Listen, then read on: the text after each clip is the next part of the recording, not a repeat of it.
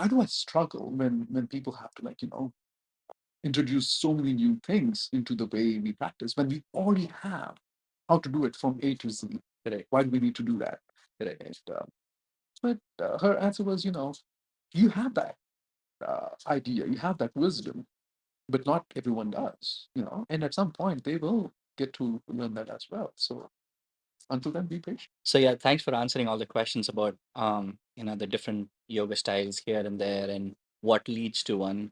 Um, that that that was a big question that was always in my head, and it's nice to discuss with someone who's been in the same shoes like me and who's practicing, like not only practicing, he's a yoga teacher here himself. Um, I want to talk more about Kundalini yoga. I'll tell you why I want to talk more about this. So I was watching this podcast from it's called Iced Coffee Hour from Graham Stephan and Jack, and they have Dr. Alok, and then he goes to India to Mysore as well. I forgot which place, what kind of place it was. It's a very spiritual place where he got his yoga in and stuff. Then he said the first book that they gave him to read was Kundalini Yoga. And then the interviewer asked him, like, can I start reading it? He's like, no, no, no, you guys are not ready for it. And then he gives certain things, why and stuff. But I want to hear it from you. What is Kundalini Yoga?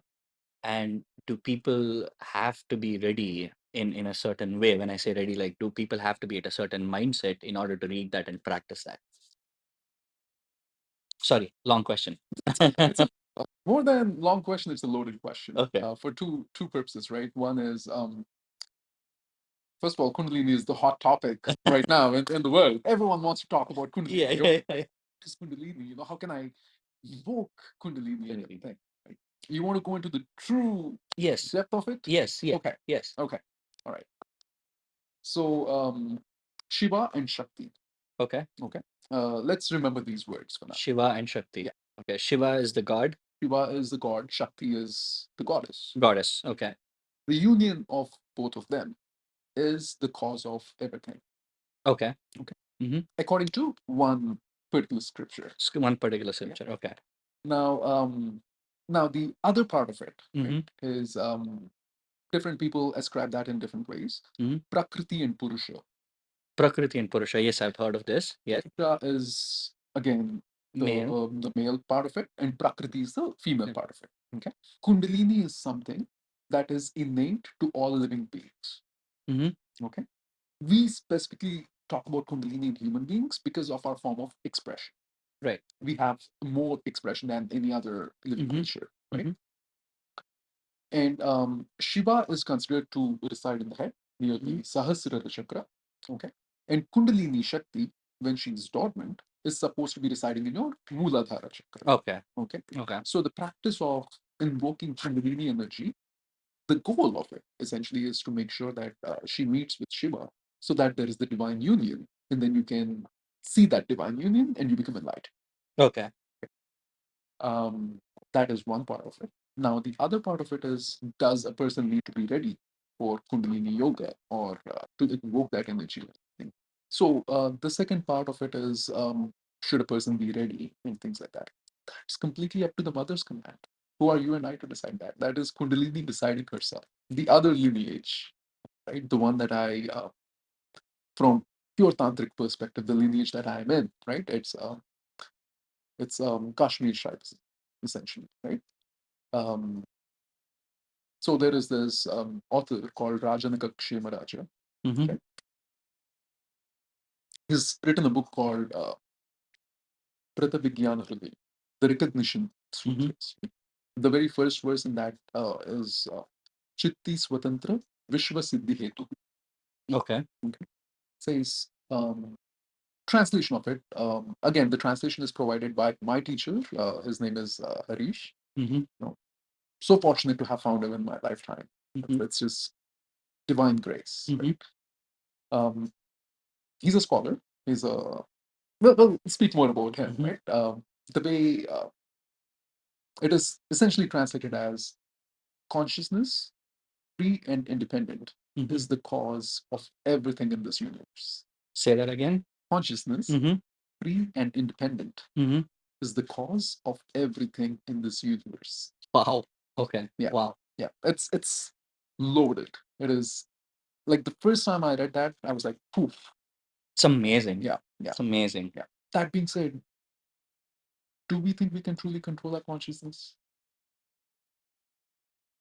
Consciousness is free. It's free. How do you think you can give freedom to something that is Already free. Wow. Wow. yeah? Amazing. What is what nowadays I hear a word like a lot of people, and I see that Instagram. I feel like sometimes it is commercialized as well. That is again my perspective. I can be completely wrong. Mhm. They talk about tantric sex. What is that? It's just sex. That's all. Well, I find the way you're going. I'm just being like extremely sarcastic. I apologize for that. Um, so there's like Tantra has two paths. Mm-hmm. The left-handed path and the right-handed path. Okay. Um, Tantric. Well, first of all, even before we go to that, right? A lot of people, when we use the word tantra, or when I say that I'm a tantric, Mm-hmm. right? Their first natural inhibition is they get scared, right? They're like, "Ooh, I gotta stay away from this person," or something like that, right? I think sex has a little bit to do with that because sex, as much as we are in the 22nd century, it's still a taboo, right? And Yes. you know, and when we say tantric sex, we are associating a sacred spiritual practice to something that is such a basic innate act, right? Mm-hmm. I think the curiosity peaks in people because no other spiritual practice has ever openly spoken about sex. Hmm. If you think about it, right? It's like most of the other religions or spiritual practices, right? They don't want to talk about it. They shy away from it. Correct. Correct. But in tantra, it's like it's just It's a how did you even come into existence? through that. Yeah. You know, Through the union. exactly, Yeah. right? But at the same time, it's a very, very minor aspect of Tantra. Hmm. It's probably like 3%, if that. If that. 97% of Tantra has nothing to do with sex at all. Okay. And even that is actually a very sacred ritual. It's Mm-hmm. not something that any like people every once in a while they approach me and they're like, "How can I have tantric sex?" I'm like, True. True. Yes. "How can I have tantric It's sex?" the Right? thing is I I'm not saying I vouch for these people, but I see why they where they're coming from because on Instagram it's like this is the way you're supposed to have this. If you do this, it's like you're having tantric sex. If you do that, it's like it's like they feed off like carrot and sticks. Yeah, yeah, Like, oh, you're not doing this, that's not tantric sex. yeah, So that's why they might demand you yeah. that. So let me break it down to all the neo tantrics. That's the word that we want to use for them, right? Um, the ritual's name is called Panchamakara. Panchamakara. Yeah, Okay. it's not just sex. It's got a certain kind of rice that you have to obtain, a fish, certain amount of alcohol, um, the person that you're courting, Mm-hmm. for lack of a better word, and it's done in a very organized, ritualistic way.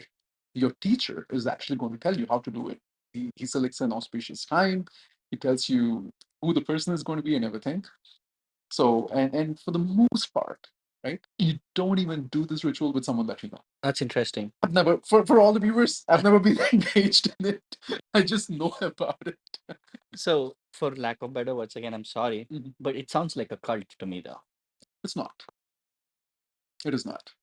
Because a cult is something that forces you. Who's forcing you to do this? I mean, if you really go literally, yeah, it's forcing, but that's correct. That's correct. Nobody's forcing you, but are they brainwashing you though? No. People are brainwashing themselves.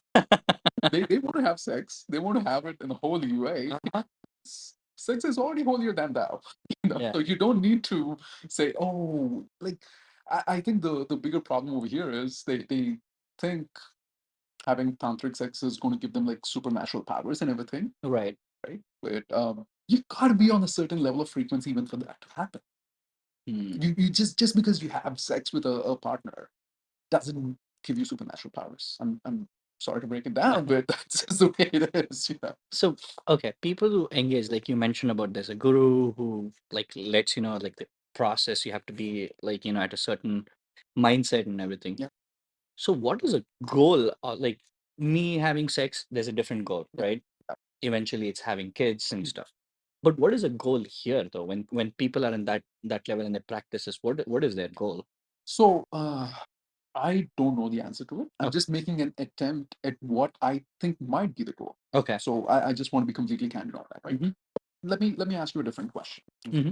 Uh, let's say I'm rubbing someone's sweat all over your body, Okay. okay, and it's going to be hot, sticky, humid, Right. okay, and then you feel exhausted. Hmm. You would you naturally enjoy that process? Not necessary, no. Then why are you enjoying sex? It's a good question. Never thought about it.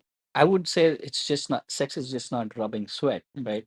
It involves a lot of other activities Mhm. with that, Mhm. which stimulates my body, which wants me to reach the ultimate pleasure. Mhm. The ultimate pleasure is so yeah, that's why sex is enjoyable. Okay.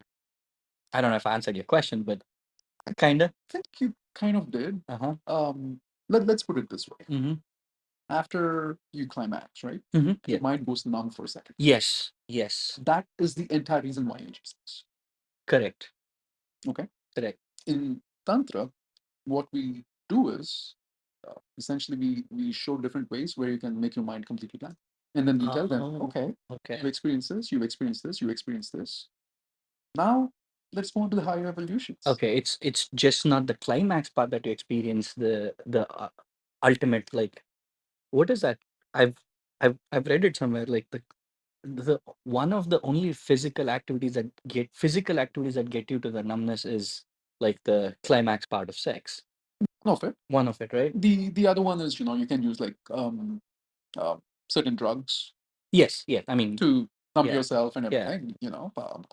But from a physical part of it, absolutely, sex Sex does that trick. does that. Yeah. Okay, awesome. I think I Did I yes, you answer did. your You did. question? Yes, you did. You did. I mean, you did say that you didn't know much about it, but I think it's a very convincing answer to me, though. Yeah. It's a So very convincing answer. another part of the ritual is called the Niyogi process. Hmm. Okay. So all that is done in that process is you have like a clock between you and your partner, and you don't even get to see their rest of the body. Hmm. All that you're doing is just the physical intercourse. That's all. Wow. That's that's how it is. So for everyone who is actually thinking tantric sex is going to be like all these different postural practices and everything, maybe not, because I have not done that. But from what I've known, or from what I've been told by some of my teachers who I had the privilege of meeting in my life, they're like, yeah, you won't even get to see your partner's face. Wow. Yeah. Interesting.